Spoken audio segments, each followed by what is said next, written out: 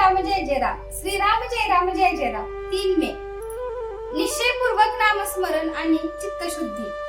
मला अजून अमुक करायचे आहे ही कल्पना सोडून द्यावी. आता मी परमेश्वराचा झालो, आता मला काही करायचे राहिले नाही अशी मनाची स्थिती झाली पाहिजे. हे परमेश्वरा, आता तुझ्याकरताच मी जगेन, तुझ्या नामस्मरणाशिवाय मला काही कर्तव्य उरले नाही असा निश्चय केला तर मनाला समाधान झालेच पाहिजे. नामस्मरण होत नाही कारण वयामुळे मन थकले हे म्हणणे बरोबर नाही. शरीर थकेल कारण लहानपणी वाढणे आणि वृद्धपणी थकत जाणे हा शरीराचा निसर्ग क्रमच आहे. परंतु मन थकले हे मात्र संयुक्त नाही.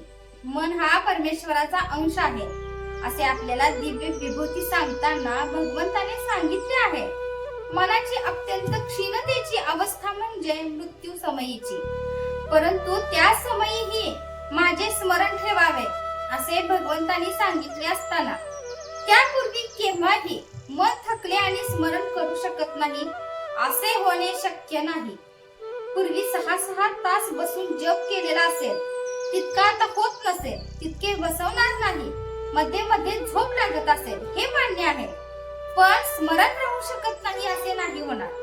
मन थकले ही खरी अडचण नसून मनाचा इतर व्याप फार आहे हे खरे कारण आहे. तेव्हा सर्व व्यापातून आणि काळजीतून लक्ष काढून ते भगवंताकडे लावणे जरूर आहे.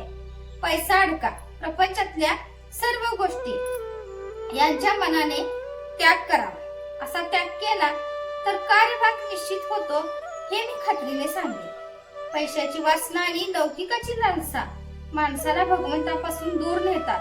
त्यांच्या तावडीत सापडता कामा नाही. लोकेशना आणि धनेच्छा या दोन्ही गोष्टींचा संबंध प्रपंचात वावरत असताना येणारच, तो टाळता येणे कठीण आहे. पण ज्याला भगवंताचे प्रेम पाहिजे आहे त्याने त्यांचा गुणधर्म ओळखून त्यांना वापरावे, म्हणजे त्यांच्यापासून उत्पन्न होणारे दोष त्याला बाधणार नाही. धर्माचरण, भगवत भक्ती, नामस्मरण आणि सत्संग हे चित्तशुद्धीचे उपाय होत.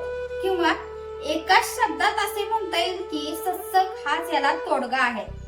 चित्तशुद्धीचे लक्षण हे की आपल्यासारखे सर्व जग सुखी असावे ही भावना असणे. ही भावना वाढवण्यासाठी सर्व जग सुखी असावे ही अशी प्रार्थना करण्याचा नेहमी परिपाठ ठेवावा, म्हणजे हळूहळू भगवत कृपेने साधेल.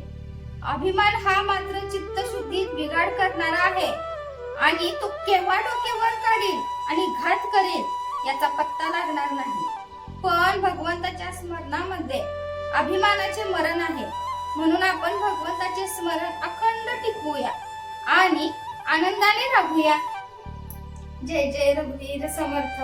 आजचे बोधवाक्य: नामाशिवाय जगात दुसरे सत्य नाही अशी दृढ भावना करावी.